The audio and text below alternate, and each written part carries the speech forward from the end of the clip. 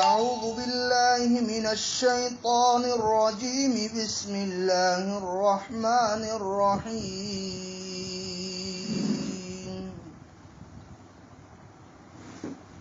ما كان محمد أبا أحد من رجالكم ولكن رسول الله وخاتم النبيين وكان الله بكل شيء عليما يا أيها الذين آمنوا اذكروا الله ذكرا كثيرا وسبحوه بكرة وأصيلا هو الذي يصلي عليكم وملائكته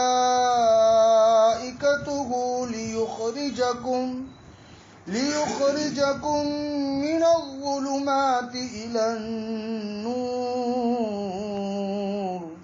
وكان بالمؤمنين رحيما تحيتهم يوم يلقونه سلام وأعد لهم أجرا كريما صدق الله العظيم.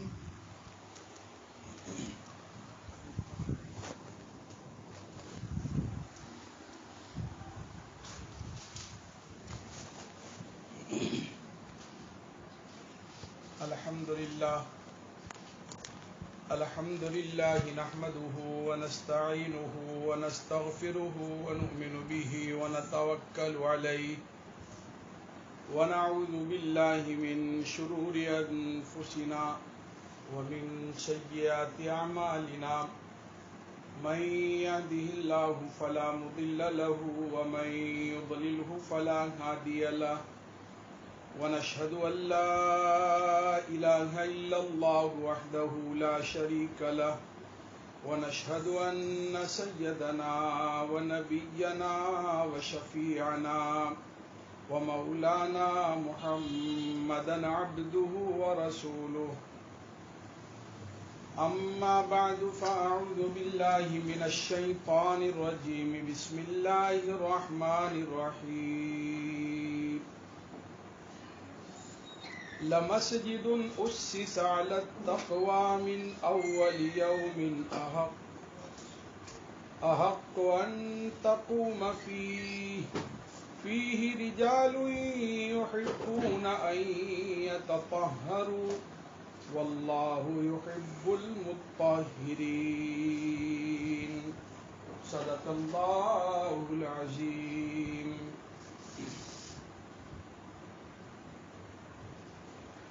یہی ہے تمنا یہی آرزو ہے یہی تو سنانے کو جی چاہتا ہے. یہی ہے تمنا یہی آرزو ہے یہی تو سنانے کو جی چاہتا ہے. مدینے کو جاؤں پلٹ کر نہ آؤں وہی گھر بنانے کو جی چاہتا ہے.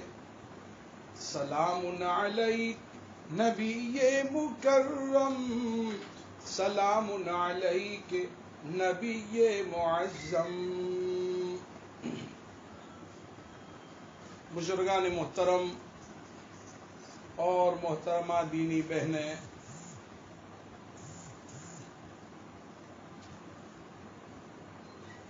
ذی الحجہ کا پہلا عشرہ چل رہا ہے. اللہ رب العزت اس پہلے عشرے کی برکات سے ہم تمام کو مالا مال فرمائے اور رب کائنات ان مبارک دنوں میں اور راتوں میں اللہ تعالیٰ نے جن جن لوگوں کو نوازنے کا فیصلہ کیا ہے اللہ تعالیٰ ان لوگوں میں ہمیں بھی شامل فرمائے اور اللہ رب العزت ہمیں بھی ان مبارک راتوں کی قدردانی کرتے ہوئے اعمال صالحہ میں ترقی کے ساتھ ہمیں آگے بڑھنے کی رب کائنات توفیق عطا فرماوے۔ بزرگان محترم، اصلاحی بیانات گروپ جو سورت کا ہے، انہوں نے یہ ذی الحجہ کے پہلے عشرے میں ذی الحجہ کی مناسبت سے الگ الگ مضامین کا انتخاب الگ الگ علماء کرام کے ذمے طے کیا اور امت مسلمہ کے فائدے کے لیے اور ہم تمام اچھی طرح مستفید ہو سکے اس کے لیے مختلف مضامین کی ذمہ داری ذی الحجہ کی مناسبت سے مختلف علماء کرام کے سپرد کی گئی۔ اللہ تعالیٰ ان لوگوں کی کوششوں کو، محنتوں کو اللہ تعالیٰ قبول فرمائے اور یہ پوری اصلاحی بیانات ٹیم کو اللہ رب العزت ترقیات سے مالا مال فرمائے، اور اس جیسے کام کرنے والے جتنے بھی افراد ہیں جہاں کہیں بھی ہے، چھپ کر کر رہے ہیں، چھپ کر کر رہے ہیں، اللہ تعالیٰ تمام کو قبول فرما کر اپنی محبت اور معرفت کا وافر حصہ اللہ تعالیٰ عطا فرمائے۔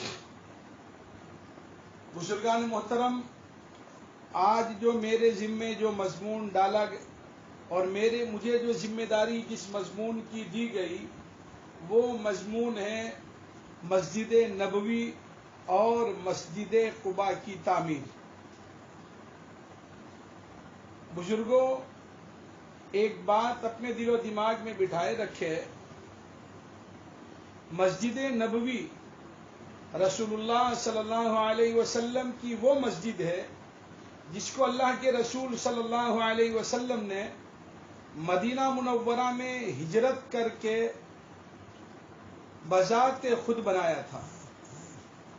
اور یہ بھی یاد رہے، مسجد نبوی کی فضیلت اور شرافت کی وجہ سے مسجد نبوی کو مسجد قباء پر اولویت حاصل ہے،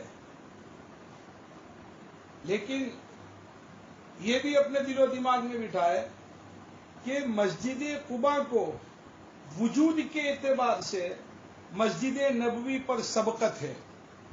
پہلے مسجد قباء بنی، بعد میں مسجد نبوی، لیکن چونکہ مسجد قباء پر مسجد نبوی کو فضیلت ہے، اس لیے میں مناسب سمجھتا ہوں کہ پہلے مسجد نبوی کے سلسلے میں کچھ ضروری گفتگو آپ حضرات کے سامنے پیش کروں۔ اللہ رب العزت ہم تمام کو بار بار حرمین شریفین کی زیارت سے اللہ تعالیٰ مالا مال فرمائے۔ یہ ہماری بد نصیبی ہے کہ یہ ہمارے گناہوں کی نحوست کی بنیاد پر یہ کورونا کی وبا اور اس کی وجہ سے حرمین شریفین کے دروازے دنیا والوں کے لیے اور پوری دنیا کے مسلمانوں کے لیے حج اور عمرہ کے لیے بند کر دیے گئے۔ اللہ رب العزت رحم اور کرم کا معاملہ فرماتے ہوئے جلد از جلد حرمین شریفین کے دروازوں کو پوری دنیا کے مسلمانوں کے لیے کھول دے اور ایک بار پھر حرمین شریفین کی زیارت کے لیے اللہ تعالی ہم تمام کو قبول فرمائے۔ بزرگوں، مسجد نبوی اس کی جو جگہ ہے وہ 2 یتیم بچوں کی زمین تھی، جہاں پر ایک کھلیان تھا جس میں کھجور کو خشک کیا کرتے تھے۔ ان 2 یتیم بچوں کا نام سہل ابن عمرو اور سہیل ابن عمرو تھا، اور یہ دونوں بچے اسعد ابن زرارہ کی گود میں پرورش پا رہے تھے۔ آپ علیہ الصلاۃ والسلام نے مدینہ منورہ میں تشریف لانے کے بعد حضرت ابو ایوب انصاری رضی اللہ تعالیٰ عنہ کو مسجد کے لیے جگہ خریدنے کا حکم دیا، تو حضرت ابو ایوب انصاری رضی اللہ تعالیٰ عنہ نے ان دونوں لڑکوں کو اس بات پر راضی کر لیا کہ وہ دونوں بنو بیادہ میں کھجور کے باغ کے عوض یہ زمین آپ صلی اللہ علیہ وسلم کو دے دے، لیکن دونوں بچوں نے قیمت لینے سے انکار کیا اور بلا معاوضہ ہبہ کرنے کی پیشکش کی۔ بزرگوں، یہ ان کو یہ یوں سمجھو ان کے لیے یہ سعادت ان کے مقدر میں تھی کہ اللہ رب العزت نے ان کی زمین کو مسجد نبوی کے لیے اللہ تعالیٰ نے منتخب کر لی تھی۔ اور صحیح بات یہ ہے کہ آپ صلی اللہ علیہ وسلم نے ان دونوں بچوں سے وہ زمین سونے کے 10 دینار کے عوض میں خریدی، اور یہ 10 دینار حضرت ابوبکر صدیق رضی اللہ تعالیٰ عنہ نے اپنی طرف سے ادا کیے تھے۔ بزرگوں، مسجد کے کام میں اگر اللہ رب العزت نے ہم کو وسعت دی ہو تو ہمیں مسجد کے کاموں میں دل کھول کر حصہ لینا چاہیے۔ مال لگنے کی چیز ہے، ہاں یہ تو برف کی طرح ہے، برف جہاں آپ اگر اس کے ذریعے پانی ٹھنڈا کرے تب بھی پگھلے گا، اور اگر برف کو ایسے ہی سڑک پر پھینک دے تب بھی پگھل جائے گا۔ تو مال کا حال بھی ایسا ہی ہے۔ آپ علیہ الصلوۃ والسلام نے اپنی مسجد شریف کو پہلی بار کھجور کے تنوں سے بنایا اور 4 گز کی بنیاد پتھروں کی بنائی۔ بزرگوں، مسجد شریف یعنی مسجد نبوی کی تعمیر کے دوران آپ صلی اللہ علیہ وسلم اور آپ کے صحابہ کرام یہ اشعار پڑھا کرتے تھے: اللہم لا خیر الا خیر الآخرہ فرحم الانصار والمہاجرہ۔ اے اللہ، خیر اور بھلائی تو آخرت کی ہے، پس انصار اور مہاجرین پر رحم اور مہربانی فرمائیے۔ پھر 4 سال کے بعد آپ صلی اللہ علیہ وسلم نے مسجد نبوی کو کچی اینٹوں سے بنایا، اور مسجد نبوی کی اونچائی اتنی کی کہ اگر آدمی اس میں کھڑا ہو تو اس کا سر چھت تک پہنچ جائے۔ بزرگوں، دوبارہ مسجد نبوی کے تعمیر کے دوران بھی آپ صلی اللہ علیہ وسلم نے مسجد نبوی کو بنانے میں بذات خود کام کیا اور اپنے صحابہ کے ساتھ کپڑوں میں اینٹوں کو منتقل کرتے رہے۔ یہ کتنی بڑی بات! بزرگوں، آج کل دیکھیے، نبی علیہ الصلوۃ والسلام سے بڑھ کر مقام کس کا ہو سکتا ہے؟ خدا سے کم اور سب سے زیادہ، دو عالم سے اعلیٰ ہمارے محمد، اتنے بڑے نبی، لیکن بذات خود مسجد کی تعمیر میں اینٹیں اٹھا رہے ہیں۔ اب جب اتنا بڑا نبی تعمیر مسجد میں اپنی ذات کو لگا رہا ہے، کھپا رہا ہے، تو پھر ہمیں تو مسجد کی تعمیر میں کتنا حصہ لینا چاہیے؟ پھر ہم اپنی آن بان اور شان میں رہے کہ میں فلاں آفیسر گریڈ کا، میرا فلاں مقام، میں یہ کام نہیں کر سکتا، میں پیسے دے دوں گا۔ بزرگوں، اگر اپنے اپنے علاقے میں مسجد تعمیر ہو رہی ہے یا جہاں کہیں بھی مسجد تعمیر ہوتی ہے تو اس میں ہم کو تعمیری کام میں ہاتھ بٹانا چاہیے۔ یہ آپ علیہ الصلوۃ والسلام کی سنت ہے۔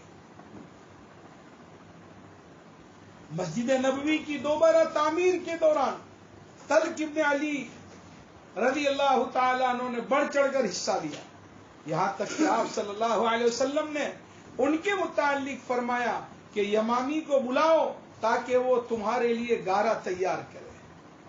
بزرگوں، آپ علیہ السلام کے مبارک زمانے میں مسجد نبوی کے ستون کھجور کے تنے کے تھے، اور اس کی چھت پر کھجور کی لکڑیوں اور پتوں کو ڈال کر اسی پر مٹی کے ذریعے لیپ دیا گیا تھا۔ اسی وجہ سے جب بارش ہوتی تو مسجد نبوی میں کیچڑ ہو جاتا تھا۔ مسجد نبوی صلی اللہ علیہ وسلم کا رقبہ 100 بائی 100 گز تھا، اور آپ صلی اللہ علیہ وسلم کے مکانات جنوبی سمت سے مشرقی سمت کے شمالی گوشے تک واقع تھے، اور مسجد نبوی کے شمالی سمت میں کوئی مکان نہیں تھا، اور ان حجروں کے دروازے مسجد کی جانب تھے، یہ مسجد نبوی کا ابتدائی مرحلہ تھا۔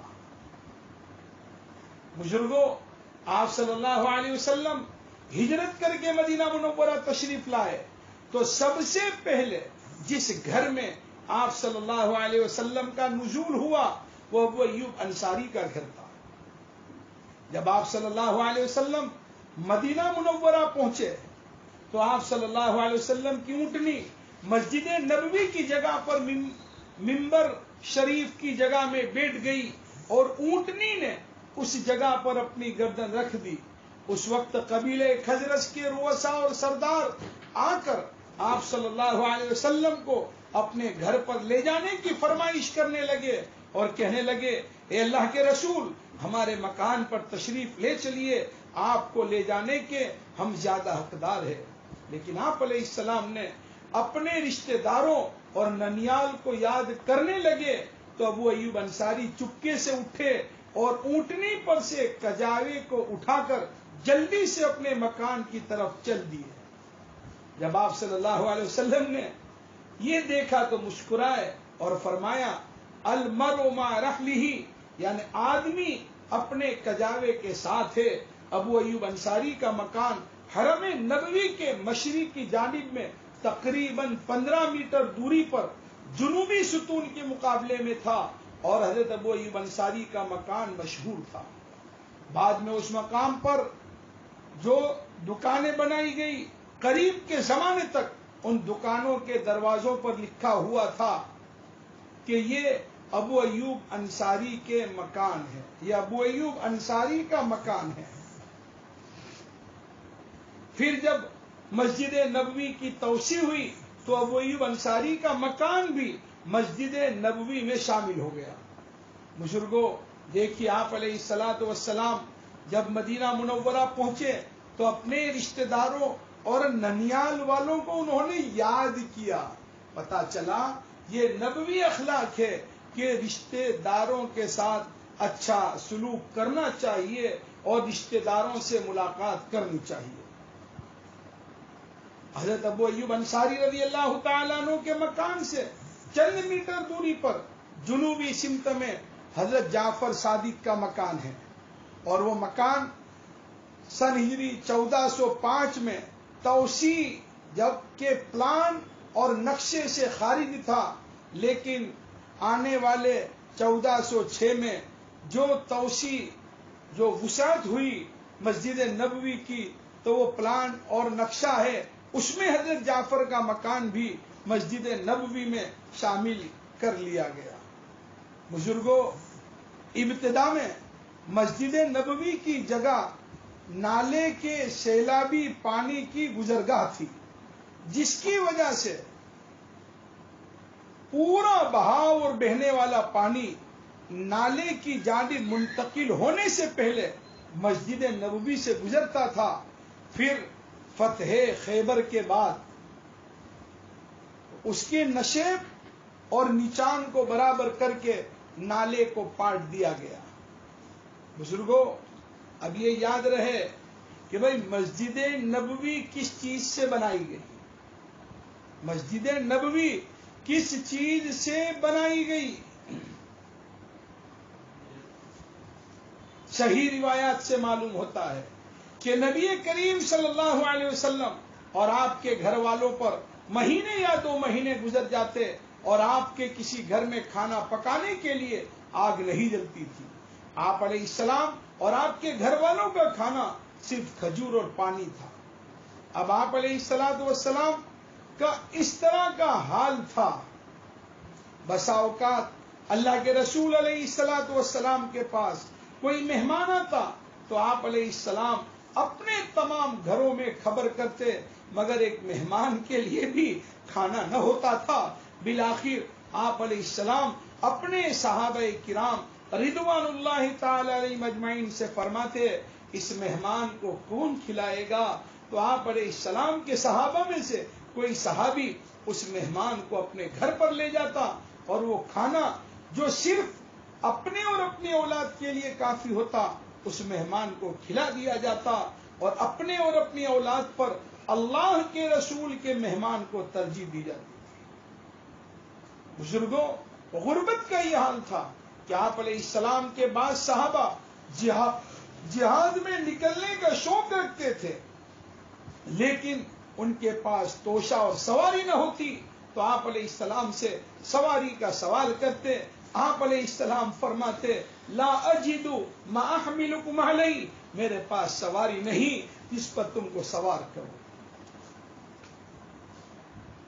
تو بزرگوں، آپ علیہ السلام کے پاس اس حد تک غربت کا معاملہ تھا. اب یہاں ایک سوال پیدا ہوتا ہے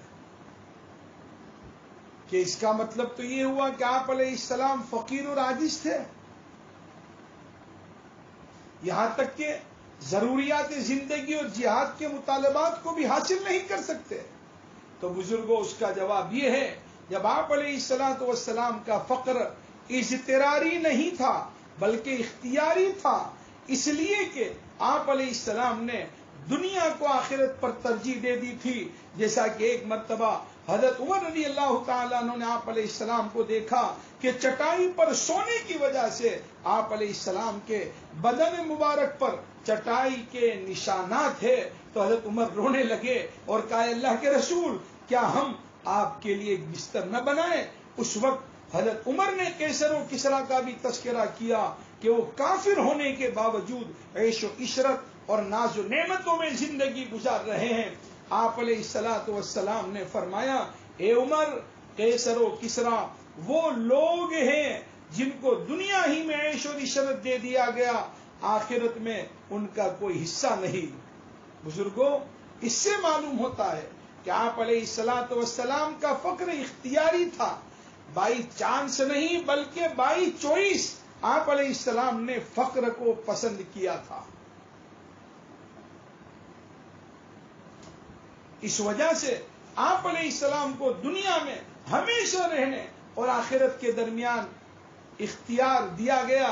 تو آپ علیہ السلام نے فانی دنیا کے مقابلے میں آخرت، دار البقا اور اپنے رب کی ملاقات کو اختیار کیا. کسی شاعر نے کیا خوب کہا، وَخُيِّرَ الْمُخْتَارُ فِي الْبَقَاءِ فِي هَذِهِ الدَّارِ فِي اللِّقَاءِ لِرَبِّهِ فَاخْتَارَ أَن يَلْقَاهُ صَلَّى عَلَيْهِ اللَّهُ مَا أَرْقَاهُ. نبی کریم صلی اللہ علیہ وسلم کو اس دنیا میں باقی رہنے اور اپنے رب کی ملاقات میں اختیار دیا گیا.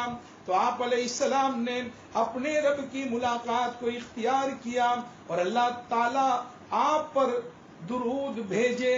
کیا ہی بہتر مقام کو اختیار کیا.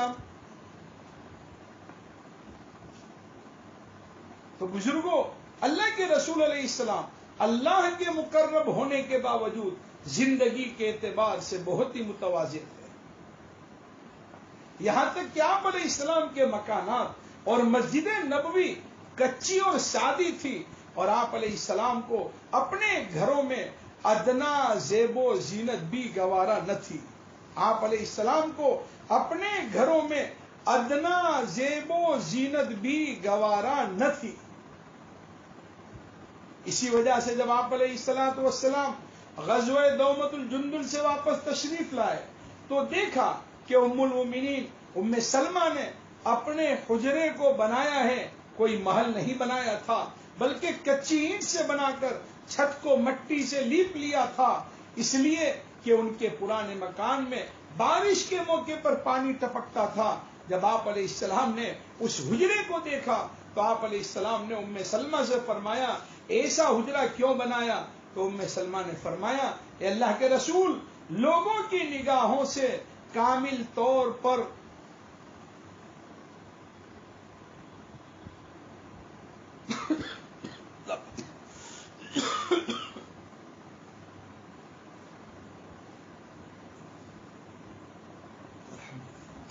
ام سلمہ نے فرمایا، اے اللہ کے رسول، لوگوں کی نگاہوں سے کامل طور پر پردہ کرنے کے ارادے سے میں نے ایسا حجرہ بنایا ہے. آپ علیہ السلام نے فرمایا، اے ام سلمہ، مسلمانوں کا بدترین مال وہ ہے جو تعمیر میں خرچ ہے. بزرگوں، عبداللہ ابن مسعود جو آپ علیہ السلام کے صحابہ میں سب سے زیادہ پست تھے، جب اپنے ہاتھ کو اوپر کرتے تو ان کا ہاتھ حجرے شریفہ کی چھت تک پہنچ جاتے تھے. اس طرح مسجد نبوی کھجور کی ٹہنیوں اور مٹی سے بنائی گئی تھی. مسجد نبوی کھجور کی ٹہنیوں اور مٹی سے بنائی گئی تھی. مسجد نبوی کا بہت بڑا حصہ غیر مسقف اور کھلا ہوا تھا. بنائے اول کے وقت، پہلی تعمیر کے وقت مسجد نبوی کی اونچائی 5 گز تھی، اور فتح خیبر کے بعد بنائے ثانی کے وقت جب دوسری مرتبہ اس کی تعمیر کی گئی تو مسجد نبوی کی جب توسیع کی گئی تو اس وقت اونچائی 7 گز کر دی گئی. اب مسجد نبوی کی وسعت موقع بموقع ہوتی چلی گئی. یہ ابتدائی مراحل میں نے آپ کے سامنے پیش کیے. اب اتنا موقع نہیں ہے کہ مسجد نبوی کے پھر بعد کی بھی وسعت اور تعمیر آپ کے سامنے پیش کروں، چونکہ مسجد قباء کی تعمیر بھی آج کے مضمون میں پیش کرنی ہے. تو بس میں یہ مسجد نبوی کی اتنی ہی تعمیر پر اکتفا کرتا ہوں. اب ہم توجہ ڈالیں مسجد قباء کی تعمیر پر. جب بیت عقبہ اولا اور ثانیہ کے بعد مدینہ منورہ میں اسلام پھیل گیا اور انصار نے آپ علیہ السلام کو مدینہ منورہ کی طرف ہجرت کرنے کی دعوت دیتے ہوئے انصار نے آپ علیہ السلام اور آپ کے اہل و عیال کی نصرت اور حمایت کی ذمہ داری اور ٹھیکہ لیا تو آپ علیہ السلام کے صحابہ مدینہ منورہ کی طرف ہجرت کرنے لگے. چنانچہ صحابہ ہجرت کرتے ہوئے جب مکہ مکرمہ سے آئے تو مدینہ منورہ سے پہلے قباء کے علاقے میں قیام فرماتے تھے. مہاجرین میں سے قباء ہوتے ہوئے مدینہ منورہ کی طرف جانے والے سب سے پہلے عبداللہ ابن ام مکتوم اور حضرت ابو سلمہ رضی اللہ تعالیٰ عنہ ہے. بزرگوں، آپ علیہ الصلوۃ والسلام جب قباء سے مدینہ منورہ کی طرف روانہ ہوئے تو انصار نے گرم جوشی سے استقبال کیا اور ہتھیار بند ہو کر آئے. چنانچہ قباء سے مدینہ منورہ تک جانثار صحابہ کی دونوں جانب صفیں لگی ہوئی تھی، اور راستے ہی میں آپ علیہ الصلوۃ والسلام کا استقبال کرنے کے لیے انصار مدینہ نے بڑے گرم جوشی سے آپ علیہ الصلوۃ والسلام کے استقبال کے لیے انصار مدینہ اور ان کی عورتیں جمال نبوی کو دیکھنے کے لیے چھتوں پر چڑھ کر خوشی سے یہ اشعار گاتی تھی. طلع البدر علینا من ثنیات الوداع وجب الشکر علینا ما دعا للہ داع ایہا المبعوث فینا جئت بالامر المطاع جئت شرفت المدینہ مرحبا یا خیر داع. آپ علیہ السلام کا استقبال میں وہ یہ اشعار گاتی تھی. گویا وہ یوں کہہ رہی تھی، کوہ ودا کی گھاٹی سے 14ویں کا چاند نکل آیا ہے. ہم پر اللہ کا شکر واجب ہے جب تک اللہ کو پکارنے والے باقی ہے. اے وہ مبارک ذات جو ہم میں پیغمبر بنا کر بھیجے گئے ہیں، اللہ تعالیٰ کی طرف سے ایسے امور لے کر آئے ہو جن کی اطاعت واجب ہے. اور بزرگوں، بنو نجار کی معصوم لڑکیاں دف بجا بجا کر یہ اشعار گاتی تھی. نحن جوار من بنی النجار یا حبذا محمد من جار. ہم بنو نجار کی لڑکیاں ہیں، محمد صلی اللہ علیہ وسلم کیا ہی اچھے پڑوسی اور ہمسایہ ہے. تو آپ علیہ الصلوۃ والسلام کے لیے یہ مدینہ کے راستے میں استقبال کے لیے اس طرح کے اشعار گنگناتے تھے. اور بزرگوں راستے میں بردہ اسلمی بھی 70 سواروں کے ساتھ آپ علیہ السلام کی تلاش میں نکلے، جیسے سراقہ نکلا تھا، تاکہ قریش سے 100 اونٹ انعام کے طور پر حاصل کرے۔ جب آپ علیہ السلام کے قریب پہنچے تو آپ علیہ السلام نے سوال کیا، من انتا، تم کون ہو؟ اس نے جواب دیا، انا ابو بردہ، میں ابو بردہ ہوں۔ آپ علیہ السلام نے ابو بکر رضی اللہ عنہ کی طرف متوجہ ہو کر بطور تفاعل نیک فالی لیتے ہوئے فرمایا، یا ابا بکرین برد امرنا وصلح، اے ابو بکر ہمارا کام ٹھنڈا اور درست ہوا۔ پھر آپ علیہ السلام نے ابو بردہ کی طرف متوجہ ہو کر سوال کیا، تم کس قبیلے سے ہیں؟ ابو بردہ نے کہا، من اسلم، میں قبیلہ اسلم سے ہوں۔ آپ علیہ السلام نے ابو بکر صدیق کی طرف متوجہ ہو کر بطور تفاعل نیک فالی لیتے ہوئے فرمایا، سلمنا، ہم سلامت رہے۔ پھر آپ علیہ السلام نے ابو بردہ کی طرف متوجہ ہو کر سوال کیا، قبیلہ اسلم کی کس شاخ سے ہو؟ ابو بردہ نے کہا، من بنی سہم، بنی سہم سے۔ تو آپ علیہ السلام نے فرمایا، خرج سہمک، تیرا حصہ نکل آیا، یعنی تجھ کو اسلام سے حصہ ملے گا۔ ابو بردہ نے دریافت کیا، آپ کون ہیں؟ آپ علیہ السلام نے فرمایا، انا محمد بن عبداللہ رسول اللہ، میں عبداللہ کا بیٹا محمد ہوں اور اللہ کا رسول ہوں۔ ابو بردہ نے کہا، اشہد ان لا الہ الا اللہ وان محمدا عبدہ ورسولہ۔ ابو بردہ خود بھی اسلام لے آئے اور وہ 70 آدمی جو ان کے ساتھ تھے وہ بھی سب کے سب مشرب اسلام ہوئے۔ ابو بردہ نے عرض کیا، اے اللہ کے رسول صلی اللہ علیہ وسلم، مدینہ منورہ میں داخل ہوتے وقت آپ کے سامنے ایک جھنڈا ہونا چاہیے۔ آپ علیہ السلام نے اپنا امامہ اتارا اور نیزے سے باندھ کر ابو بردہ کو عطا کی۔ فرمایا، جس وقت آپ علیہ السلام مدینہ منورہ پہنچے تو ابو بردہ نے جھنڈا لیے ہوئے آپ علیہ السلام کے سامنے تھے۔ آپ صلی اللہ علیہ وسلم اور ابوبکر صدیق مسجد قباء کی جگہ مغربی سمت میں کھجور کے درخت کے سائے میں ٹھہرے ہوئے تھے۔ انصار جنہوں نے اس سے قبل آپ علیہ السلام کو نہیں دیکھا تھا، آپ صلی اللہ علیہ وسلم اور ابوبکر صدیق کے درمیان امتیاز اور فرق نہ کر سکے، یہاں تک کہ آپ علیہ السلام سے سایہ ہٹا کر ابوبکر صدیق رضی اللہ تعالیٰ عنہ اٹھے اور آپ علیہ السلام پر اپنی چادر سے سایہ کیا، تو اس وقت انصار نے پہچانا کہ آپ علیہ السلام یہ ہے۔ بزرگوں، اللہ کے نبی علیہ السلام کی کیسی تواضع، کوئی آن بان شان کچھ نہیں۔ پھر آپ علیہ السلام کلثوم بن حدم کے مکان کی طرف منتقل ہو گئے۔ آپ علیہ السلام نے قباء میں مسجد کی تعمیر کروائی۔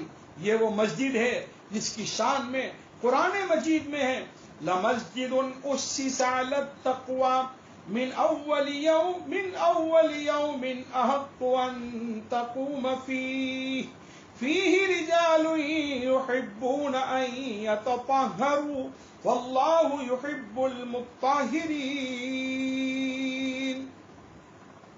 البتہ جس مسجد کی بنیاد پہلے ہی دن سے تقوی پر رکھی گئی ہے، وہ مسجد اس بات کی پوری مستحق ہے کہ آپ اس میں کھڑے ہو۔ اس مسجد میں ایسے مرد ہیں جو ظاہری اور باطنی طہارت اور پاکی کو پسند کرتے ہیں، اور اللہ تعالیٰ ایسے پاک و صاف رہنے والوں کو پسند کرتے ہیں۔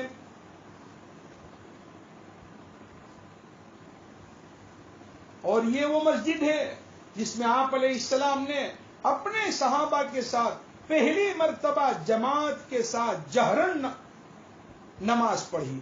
اس وقت مسجد قباء کا قبلہ بیت المقدس کی طرف تھا۔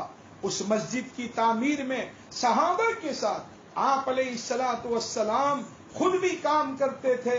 بھاری بھاری پتھروں کو اٹھاتے وقت جسم مبارک کھم ہو جاتا اور جھک جاتا۔ عقیدت مند اور جانثار صحابہ آتے اور عرض کرتے اے اللہ کے رسول ہمارے ماں باپ آپ پر قربان، آپ چھوڑ دیں ہم اٹھا لیں گے۔ آپ علیہ السلام اس کی درخواست قبول فرماتے لیکن پھر اسی وزن کا پتھر اٹھا لیتے۔ عبداللہ ابن رواحہ رضی اللہ تعالیٰ عنہ شاعر تھے، اور جس طرح مزدور کا کام کرتے وقت تھکن مٹانے کو گاتے جاتے ہیں، اسی طرح حضرت عبداللہ رضی اللہ تعالیٰ عنہ مسجد کی تعمیری کام کے درمیان یہ اشعار پڑھتے جاتے تھے۔ افلح من یعالج المساجد یقرأ فیہا قائما وقاعدا ولا یبیت اللیل عنہ راکدا۔ وہ کامیاب ہے جو مسجد تعمیر کرتا ہے اور تعمیری کام کے دوران اٹھتے بیٹھتے قرآن پڑھتا ہے اور رات اس کی طرف سے سونے کی حالت میں نہیں گزرتی، یعنی رات کو جاگتا رہتا ہے۔ اور آپ علیہ الصلوۃ والسلام بھی ہر قافیے کے ساتھ آواز ملاتے جاتے تھے، یعنی جب وہ کہتے المساجد قاعدہ اور راقدہ تو آپ علیہ الصلوۃ والسلام بھی ان کے ساتھ المساجد قاعدہ اور راقدہ کہتے تھے۔ مسجد قباء کی صحن میں ایک چھوٹا سا محراب ہے جس کے متعلق یہ مشہور ہے کہ جب آپ علیہ الصلوۃ والسلام مسجد قباء تشریف لائے تو آپ علیہ السلام کی اونٹنی اسی جگہ میں بیٹھ گئی تھی۔ بزرگوں، حدیث شریف میں آتا ہے مسجد قباء میں نماز کی فضیلت، من تطہر فی بیتہ ثم اتى مسجد قباء فصلى فیہ صلاۃ کان لہ اجر عمرہ۔ جو شخص اپنے گھر سے وضو کر کے چلے اور مسجد قباء میں جا کر نماز پڑھے تو اس کو ایک عمرے کا ثواب ملے گا۔ ایک اور روایت میں ہے من صلی فی مسجد قباء یوم الاثنین و یوم الخمیس انقلب باجر عمرہ۔ جو شخص مسجد قباء میں پیر اور جمعرات کو نماز پڑھے وہ ایک عمرے کا ثواب حاصل کر کے لوٹے گا۔ ایک اور روایت میں ہے کہ آپ علیہ الصلوۃ والسلام اکثر سنیچر کو قباء تشریف لے جاتے۔ چنانچہ آج کے زمانے میں بھی اہل مدینہ کا یہ معمول ہے کہ سنیچر کو قباء جا کر مسجد قباء میں نماز پڑھتے تھے۔ تو بزرگوں، مدینہ منورہ کی ہجرت کے وقت پہلے مسجد قباء کی تعمیر ہوئی، اس کے بعد مسجد نبوی۔ اب دیکھیے یہ دونوں مسجد کی تعمیر میں نبی علیہ الصلوۃ والسلام نے بذات خود حصہ لیا، محنت کی۔ اس سے سمجھ میں یہ آیا کہ ہم بھی اپنے اپنے علاقوں کی مساجد کی تعمیر میں بذات خود حصہ لیں۔ پھر دیکھیں آپ علیہ الصلوۃ والسلام جیسے وہاں پہنچے تو پہلے مسجد کی فکر کی، تو اس سے سمجھ میں یہ آیا کہ ہم جہاں کہیں بھی رہنے کے لیے علاقہ پسند کرے تو ہم پہلے مسجد ہی کی ہم کو فکر کرنی چاہیے۔ اگر مسجد وہاں ہو گئی ہماری نسلیں آباد، ہمارا دین باقی رہے گا۔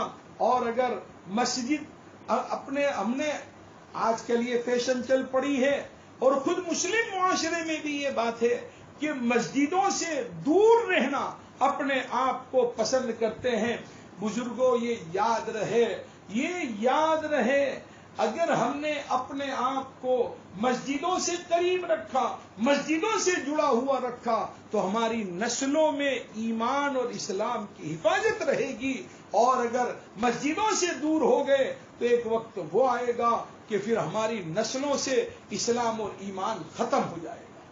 آپ علیہ الصلوۃ والسلام دیکھیے گئے تو پہلے ہی مسجد کی فکر کی، لہذا ہم بھی جہاں کہیں بھی رہنے کے لیے مکان کا انتخاب کریں، جس علاقے کو پسند کرے تو ہم پہلے گھر ایسے علاقے میں پسند کریں اور اس کو ہم اول نمبر پر رکھیں جو مسجد کے قریب ہو۔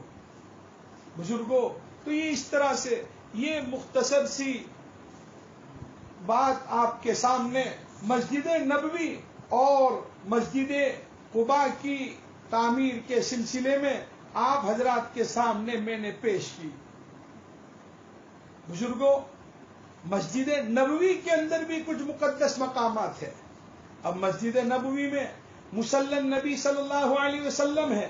آپ علیہ الصلوۃ والسلام کی نماز کی جگہ، آپ علیہ الصلوۃ والسلام مدینہ منورہ تشریف لانے کے بعد آپ علیہ السلام نے تقریباً 16 مہینے بیت المقدس کی طرف نماز پڑھائی.